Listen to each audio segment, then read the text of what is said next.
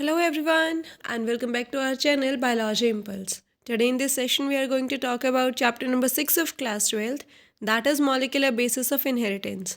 So without wasting any time, let's proceed with our today's session.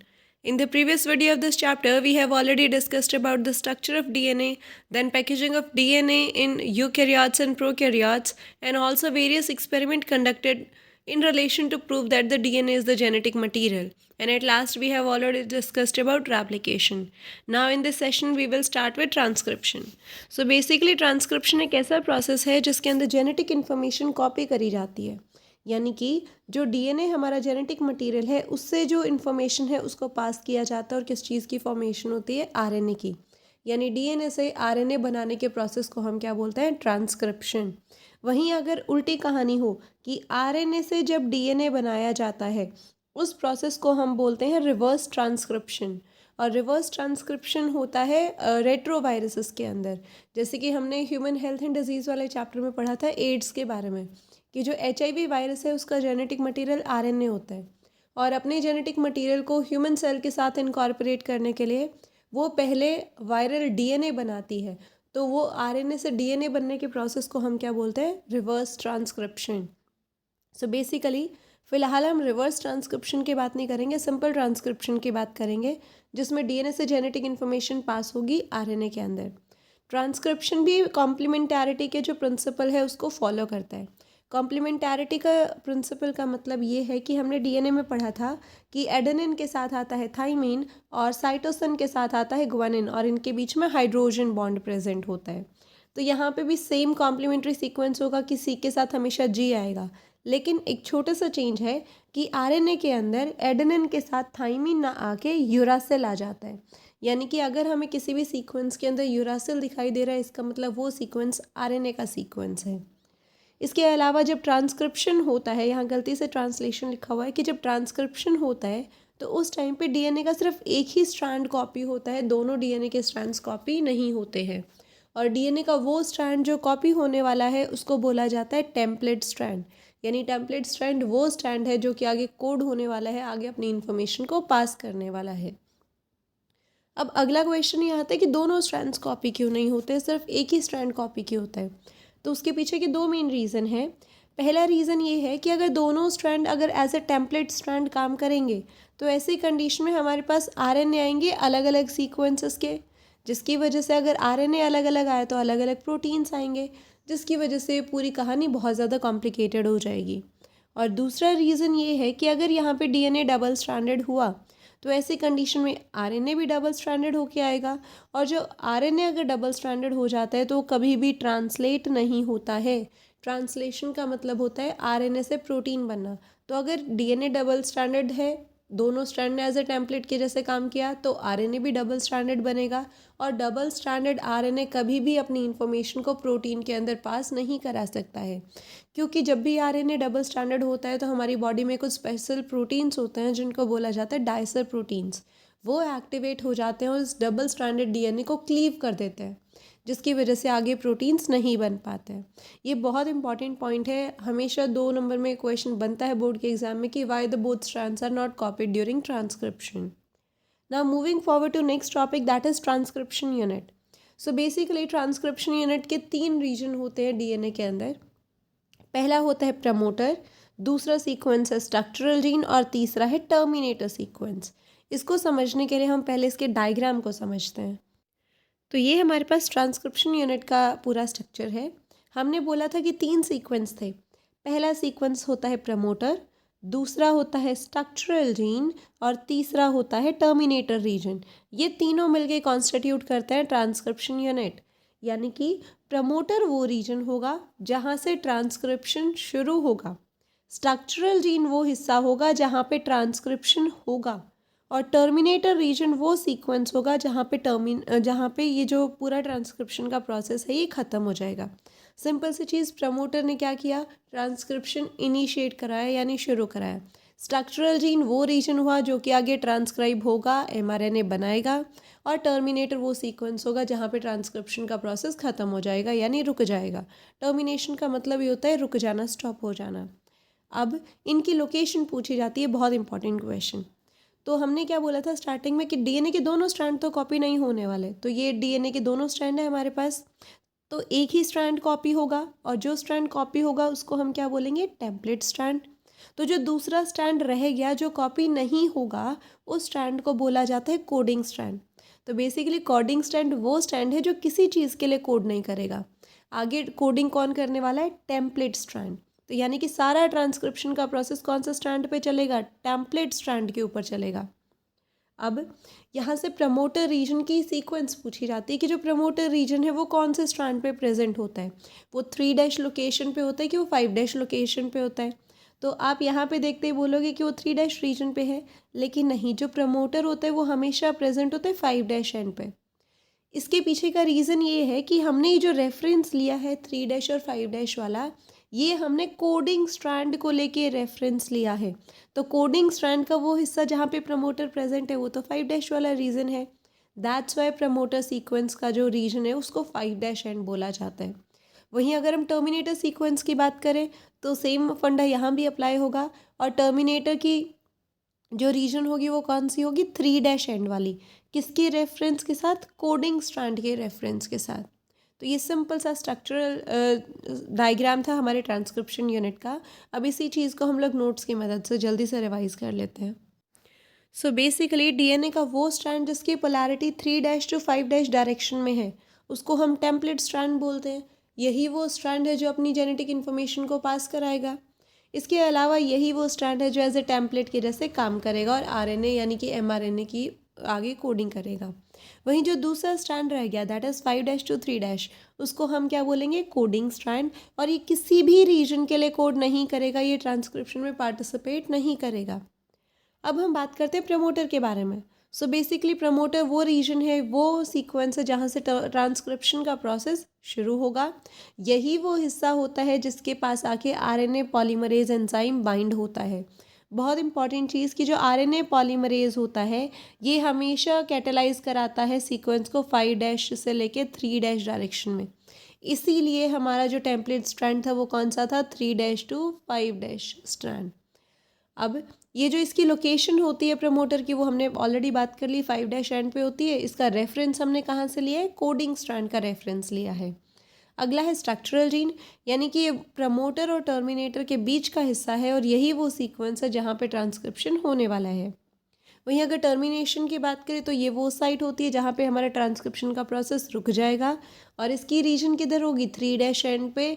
किसके reference के साथ, coding strand के reference के साथ। अब हम बात करते हैं transcription unit of A gene. So basically हमको पता है जीन क्या होती है, it is the functional unit of inheritance, और यही है जो आगे आरएनए मॉलिक्यूल के लिए कोड करती है। उसके बाद अगला पॉइंट है cistron. So basically cistron is a segment of DNA coding for a polypeptide chain. अब यहाँ पे बहुत कन्फ्यूजन होने वाला है कि जीन और सिस्ट्रॉन में फिर फ़र्क क्या है, क्योंकि इन्होंने भी तो यही बोला कि आगे आरएनए के लिए कोड करेगी। इन्होंने भी यही बोला कि it is a sequence of DNA which code for a polypeptide chain. सारा कैच और डिफरेंस इसी एक वर्ड पे है, पॉलीपेप्टाइड चेन। यानी कि सिस्ट्रॉन वो हिस्सा है जो कि आगे क्या बनाने वाला है, पॉलीपेप्टाइड चेन। यानी कि सिस्ट्रॉन वाला हिस्सा ही एमआरएनए बनाएगा और एमआरएनए से आगे क्या बनेगा, प्रोटीन बनेगा। तो प्रोटीन बनाने के लिए कौन सा हिस्सा डीएनए का काम करेगा, सिस्ट्रॉन वाला। वहीं जो जीन वाला है इसके अंदर जो बाकी के आरएनए रह गए, फॉर एग्जांपल आरआरएनए रह गया है, टीआरएनए रह गया है, उन सब के लिए भी कोडिंग होने वाली है। नाउ ये जो सिस्ट्रॉन होता है ये दो तरीके का होता है, एक है मोनोसिस्ट्रॉनिक जीन, दूसरे है पॉलीसिस्ट्रॉनिक जीन। बहुत इंपॉर्टेंट है, बहुत ईजी कॉन्सेप्ट है। बेसिकली पॉलीसिस्ट्रॉनिक जीन वो होती हैं जो सिर्फ और सिर्फ प्रोकैरियोट्स में पाई जाती हैं, ये यूकैरियोट्स में नहीं पाई जाती हैं। देखो इसको याद रखने की ट्रिक कि पॉलीसिस्ट्रॉनिक में फर्स्ट वर्ड पी है और प्रोकैरियोट में भी फर्स्ट वर्ड पी है, तो हम याद रख सकते हैं पी से पी की पॉलीसिस्ट्रॉनिक जीन किस में मिलेगी, प्रोकैरियोट्स में मिलेगी। दूसरा इंपॉर्टेंट पॉइंट कि जो पॉलीसिस्ट्रॉनिक जीन्स होती हैं इसमें सिर्फ और सिर्फ एक्सॉन वाला सीक्वेंस प्रेजेंट होता है। बेसिकली दो चीज़ें होती है, एक इंट्रॉन होता है, दूसरा एक्सॉन होता है। जो इंट्रॉन होते हैं ये वो सीक्वेंस होते हैं जो किसी चीज़ के लिए कोड नहीं करते हैं, जो आगे एमआरएनए नहीं बनाते हैं। एक्सॉन वो सीक्वेंस होते हैं जो आगे के लिए कोडिंग करते हैं।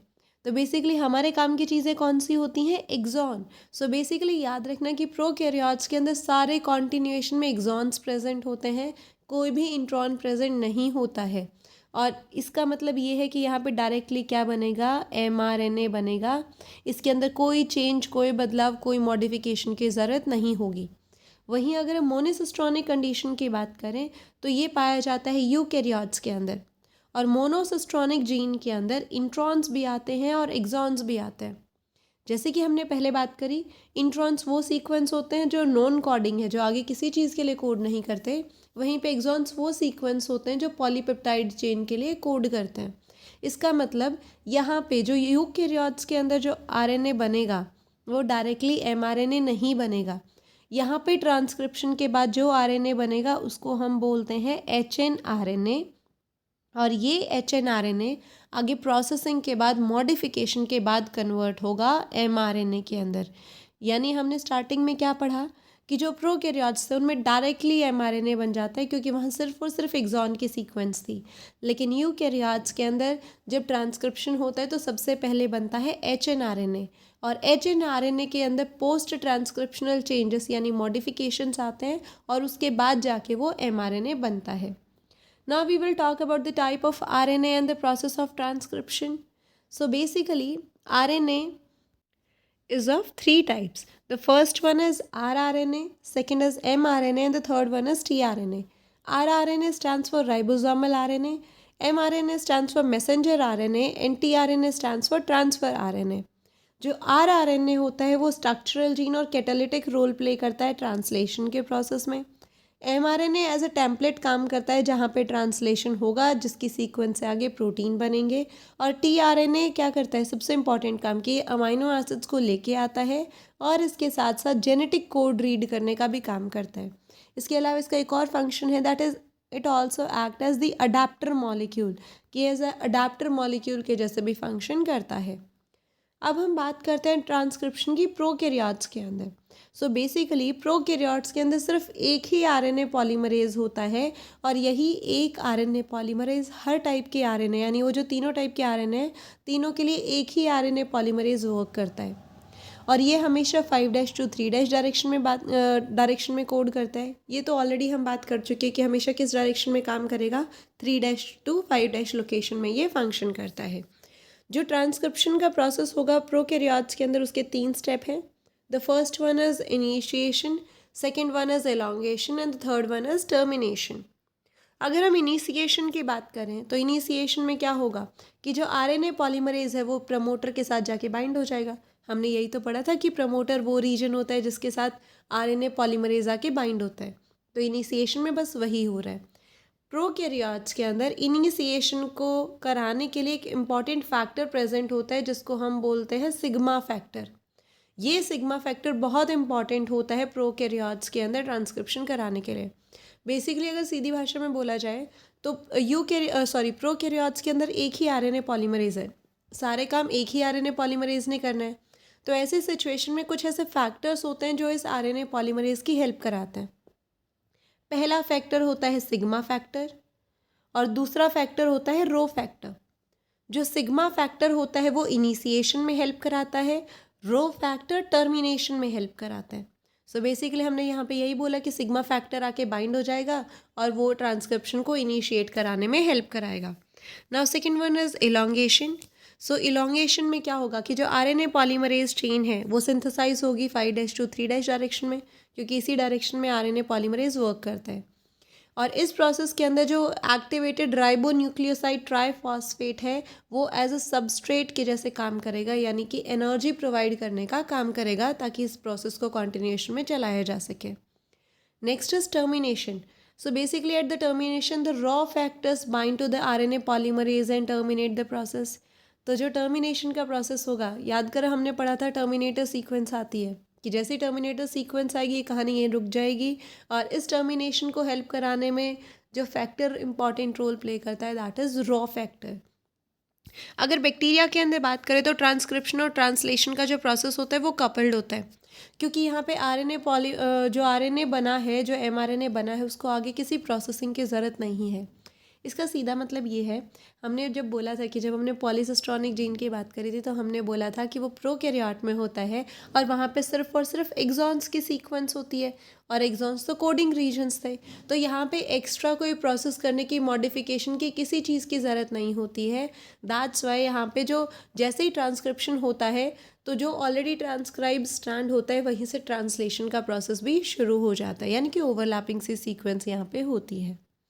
Now will talk about the transcription in eukaryotes. So basically eukaryotes के अंदर जो आरएनए पॉलीमरेज हैं वो 3 तरीके के आरएनए पॉलीमरेज होते हैं और वो तीनों अलग अलग तरीके के जो आरएनए हैं उनके लिए कैटेलाइज कराने का काम करते हैं। पहला है आरएनए पॉलीमरेज 1, दूसरा है आरएनए पॉलीमरेज 2 एंड तीसरा है RNA polymerase 3। RNA polymerase 1 code करता है आरआरएनए के लिए, आरएनए पॉलीमरेज 2 कोड करता है एमआरएनए के लिए और आरएनए पॉलीमरेज 3 कोड करता है टीआरएनए के लिए।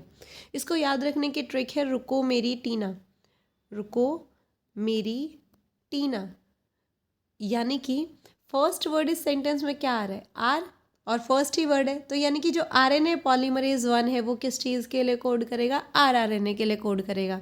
सेकंड जो हमारा वर्ड है इसमें क्या है ये कि सेकंड है, तो यानी कि यहाँ पे आरएनए पॉलीमरेज 2 और एम से क्या बनता है, एमआरएनए बनता है। और जो यहाँ पे थर्ड है दैट इज़ टी, यानी थर्ड नंबर पे, तो यहाँ पे आरएनए पॉलीमरेज 3 है और ये किस चीज़ को कोड कराएगा, टीआरएनए को कोड कराएगा। अभी आगे जो हमने स्टार्टिंग में बोला कि जब मोनोसिस्ट्रॉनिक जीन है तो वहाँ पे एक्सॉन्स और इंट्रॉन दोनों सीक्वेंस प्रेजेंट हैं, तो इसीलिए वहाँ पे जो आरएनए बना है उसको हम क्या बोलते हैं, एचएनआरएनए।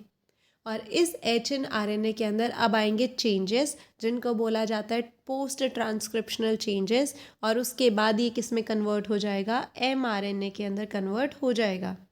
अब what do you mean by post transcriptional changes, तो हम यहाँ पे कराएंगे 3 काम, 3 मॉडिफिकेशन कराएंगे ताकि इसको अच्छे से प्रोसेस किया जा सके। जो फर्स्ट होगा दैट इज स्प्लाइसिंग, दूसरा होगा कैपिंग और तीसरा होगा टेलिंग। स्प्लाइसिंग में हम क्या करते हैं कि जो हमारा आरएनए का सीक्वेंस आया है, जो एचएनआरएनए का सीक्वेंस आया है हमारे पास, उसके अंदर कुछ इंट्रॉन वाला हिस्सा भी होगा, कुछ उसके अंदर एक्सॉन वाला हिस्सा भी होगा। तो हमारे काम का सिर्फ कौन सा हिस्सा है, एक्सॉन वाला हिस्सा हमारे काम का है, इंट्रॉन वाले जो हिस्से हैं वो हमारे किसी काम के नहीं है। तो इस कहानी में हम लोग क्या करेंगे, for example these are the stars जो मैंने बनाए वो सारे इंट्रॉन्स को इंडिकेट करते हैं। तो इस सारी कहानी में ये जो इंट्रॉन्स हैं उनको रिमूव कर दिया जाएगा इस कहानी से, और उसके बाद जो हिस्सा बचेगा उसको हम क्या बोलेंगे, सिर्फ और सिर्फ ये एक्सॉन्स वाली सीक्वेंस है। यानी पहले स्टेप में हमने जितने भी इंट्रॉन्स थे सबको रिमूव करा दिया है। जो सेकेंड स्टेप है दैट इज़ कैपिंग। कैपिंग वाले प्रोसेस के अंदर हम लोग आरएनए के जो 5' एंड है उसके ऊपर मिथाइल ग्वानोसिन ट्राइफॉस्फेट को ऐड करा देते हैं। और जो तीसरा स्टेप है दैट इज़ टेलिंग, इसके अंदर हम लोग जो 3' एंड है हमारे एचएनआरएनए का, उसके ऊपर बहुत सारे एडिनाइटेड जो रेजिड्यूज़ हैं उनको ऐड करा देते हैं, जिसको पोली ए टेल भी बोला जाता है। इसी को एक बार हम डायग्राम से और समझ लेते हैं। सो बेसिकली यहाँ ट्रांसक्रिप्शन हो रहा है। इस ट्रांसक्रिप्शन के दौरान ये जो हमारे पास आया है ये कौन सा आया है, एचएनआरएनए आया है, क्योंकि ये कंप्लीट तरीके से प्रोसेस नहीं है अभी तक। इसके अंदर ये जो आपको ऑरेंज कलर की सीक्वेंस दिख रही है ये बेसिकली इंट्रॉन्स वाले रीजन है, और जो आपको येलो कलर से सीक्वेंस दिखाई है दिस इज एक्सॉन वाला सीक्वेंस। तो हम करेंगे यहाँ पे स्प्लाइसिंग। तो आपको अगले स्टेप में यही दिखाया है कि इंट्रॉन्स भी हैं और एक्सॉन्स भी हैं।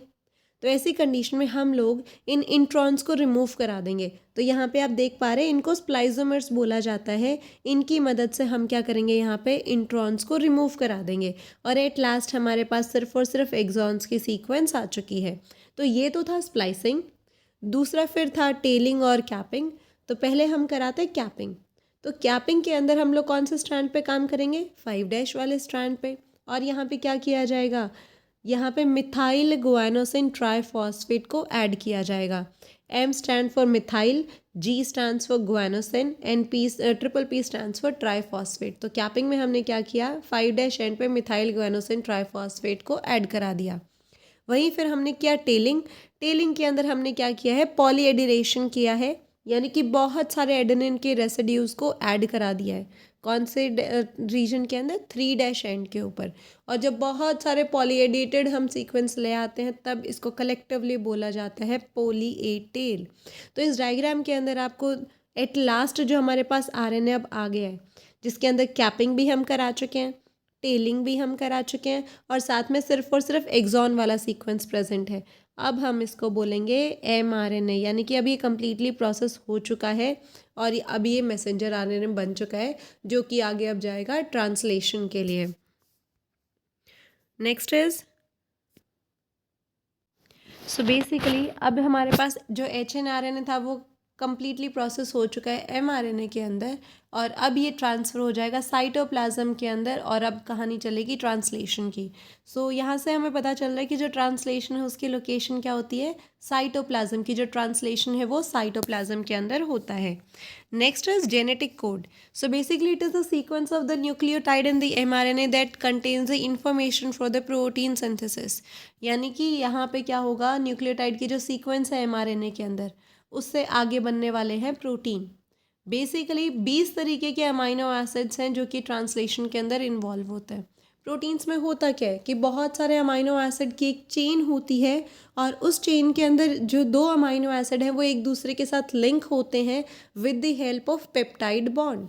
तो यानी कि अगर आपसे कोई पूछे कि प्रोटीन के अंदर कौन सा बॉन्ड पाया जाता है, तो answer will be peptide bond. So अब ये जो जेनेटिक कोड है ये किसने दिया था, किस तरीके से जेनेटिक कोड फॉर्म हुआ है, उसकी कहानी हम समझते हैं। तो जो पहला साइंटिस्ट यहाँ पे इन्वॉल्व है that is George Gamow. He suggested that the codon that for coding 20 amino acid the code should be made up of 3 consecutive nucleotides. यानी इन्होंने बोला था कि जो कोड होंगे वो कैसे होंगे, ट्रिपलेट कोड होंगे, तभी जाके वो 20 अलग अलग अमाइनो एसिड के लिए कोड कर पाएंगे। तो यानी जो ट्रिपलेट कोडोन का जो फंडा है वो जॉर्ज गमाओ ने दिया था। उसके बाद दूसरे साइंटिस्ट हैं Hargobind Khorana. He developed the chemical method for synthesizing the RNA molecule with the defined combination of the bases, कि कौन कौन से अमाइनो जो सीक्वेंस होंगे हमारे बेस पेयर के, जो कि अलग अलग हमारे जो प्रोटीन है उनके लिए कोड करेंगे, अमाइनो एसिड्स के लिए कोड करेंगे। इस पूरी कहानी को बताया था हरगोबिंद खुराना ने। देन एक और साइंटिस्ट थे जिनका नाम था मार्शल नीरनबर्ग। इन्होंने फ्री सेल सिस्टम बनाया था प्रोटीन सिंथेसिस के लिए। इसके अलावा Severo Ochoa the polynucleotide phosphorylase enzyme is used for polymerize the RNA with a defined sequence in a template independent manner। इसके साथ साथ हमारे पास यहाँ एक एंजाइम भी प्रेजेंट है जो कि आरएनए को पॉलीमराइज करने में हेल्प कराएगा। नाउ अब हम पढ़ते हैं salient features of genetic codon.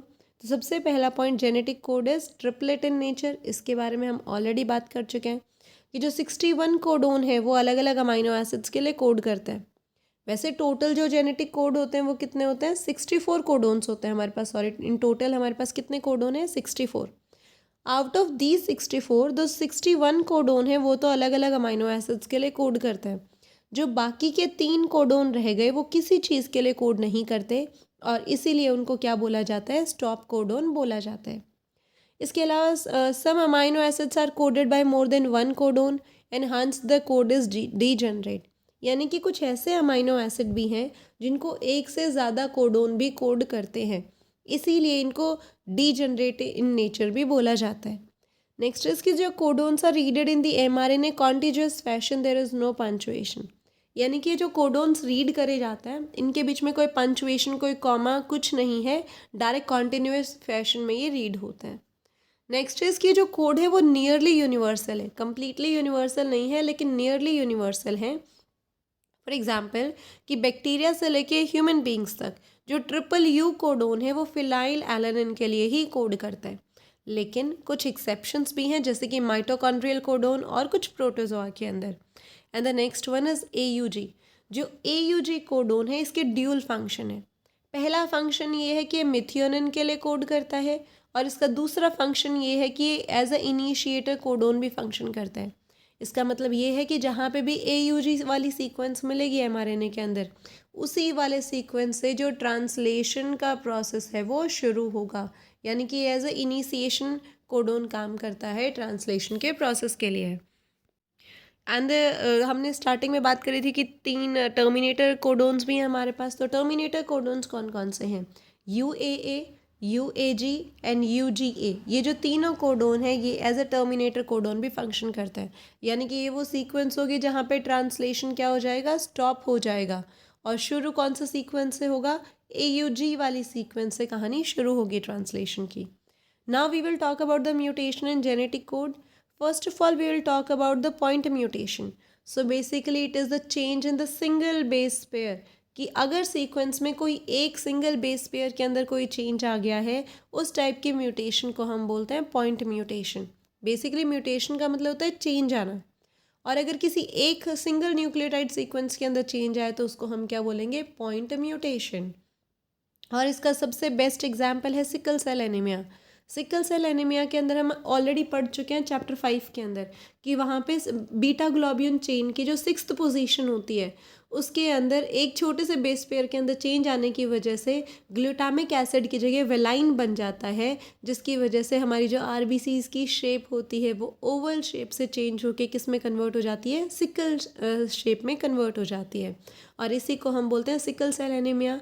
और ये एक पॉइंट म्यूटेशन का एग्जाम्पल है. यहाँ पे हम ऑलरेडी उसी चीज़ के बारे में बात करें कि एक सिंगल बेस पेयर के अंदर चेंज आ जाता है बीटा ग्लोबिन चेन के, जिसकी वजह से अमाइनो एसिड जो रेसिड्यूज होते हैं वो जो ग्लूटामिक एसिड बनना था वो किस में कन्वर्ट हो जाता है, वेलाइन में. इसके अलावा अगर कोई एक या एक से ज़्यादा बेस पेयर अगर ऐड हो जाता है, डिलीट हो जाता है, तो उसकी वजह से भी जो चेंजेस हैं वो आते हैं. इसके अलावा ऐसे म्यूटेशन जिसमें पूरा फ्रेम ही शिफ्ट हो जाए, ऐसे को हम बोलते हैं फ्रेम शिफ्ट म्यूटेशन. ऐड हो रहा है उसको एडिशन बोला जाता है, डिलीट होने वाले को हम डिलीशन बोलते हैं. Now we will talk about the tRNA as a adapter molecule. तो हमने tRNA के बारे में बात करी थी, तो कौन सा RNA पॉलीमरेज था जो tRNA के लिए कोड करा था, the answer will be RNA polymerase 3, कि जो RNA पॉलीमरेज 3 था that was responsible for tRNA synthesis. तो basically it acts as the adaptor molecule. और इसके अलावा इसका फंक्शन जो होता है, जो tRNA होता है उसको हम sRNA भी बोलते हैं. sRNA stands for soluble RNA, यानी कि जो tRNA है उसका दूसरा नाम क्या है, सॉल्युबल RNA. इसके अलावा अगर हम इसके स्ट्रक्चर की बात करें तो इसके 2D स्ट्रक्चर की हम बात करें तो ये रिप्रेजेंट करता है क्लोवर लीफ लाइक स्ट्रक्चर को. वहीं अगर हम 3D शेप की हम बात करें तो ये इन्वर्टेड L स्ट्रक्चर को रिप्रेजेंट करता है. तो अगर मैं बोलूँ tRNA का दूसरा नाम क्या है तो आंसर विल बी sRNA, बोले तो सॉल्युबल RNA. वहीं अगर हम स्ट्रक्चर की बात करें तो 2D स्ट्रक्चर कैसा होगा, क्लोवर लीफ के जैसा स्ट्रक्चर होगा. 3D स्ट्रक्चर की हम बात करें तो कैसा होगा, इन्वर्टेड L के जैसा स्ट्रक्चर होगा. इसके फंक्शन की बात करें तो वैसे तो हम ऑलरेडी बात कर चुके हैं, it brings the amino acid as well as is reads the genetic code. It read the codon on the mRNA with the help of the anticodon loop, bring the corresponding amino acid for the formation of the polypeptide chain. Very important point कि एक तरफ से तो ये read करता है हमारी mRNA की सीक्वेंस को, और दूसरी तरफ से जो भी उससे रिस्पेक्टिव जो अमाइनो एसिड होगा उसको लेके आता है. इसका सबसे इम्पॉर्टेंट फंक्शन है. So basically this is the structure of tRNA, जिसके अंदर हम ये देख पा रहे हैं this is the mRNA sequence. ये हमारा tRNA है. tRNA के अंदर एक है एंटीकोडोन लूप. एंटीकोडोन लूप का मतलब ये है कि ये वो लूप होगी जो किसके कॉम्प्लीमेंट्री होगी, mRNA के सीक्वेंस के कॉम्प्लीमेंट्री होगी. तो जैसा कि हम देख सकते हैं कि AGU ये हमारे mRNA के सीक्वेंस है, तो हमें पता है कि A के कॉम्प्लीमेंट्री आता है U, G के कॉम्प्लीमेंट्री आता है C और U के कॉम्प्लीमेंट्री आता है A. तो यानी कि एंटीकोडोन लूप के अंदर बिल्कुल कॉम्प्लीमेंट्री सीक्वेंस प्रेजेंट होगी mRNA के सीक्वेंस के अकॉर्डिंग. तो ये यहाँ से एक तरफ से तो इस जेनेटिक इन्फॉर्मेशन को रीड कर रहा है mRNA की, और दूसरी तरफ इसी सीक्वेंसर जो अमाइनो एसिड बनेगा उसको लेके आता है. So basically this is the function of tRNA. So that's all for today. If you have liked our video, then please do not forget to like, share and subscribe our channel. Also, you can tell us your views in our comment section as well. Thank you so much.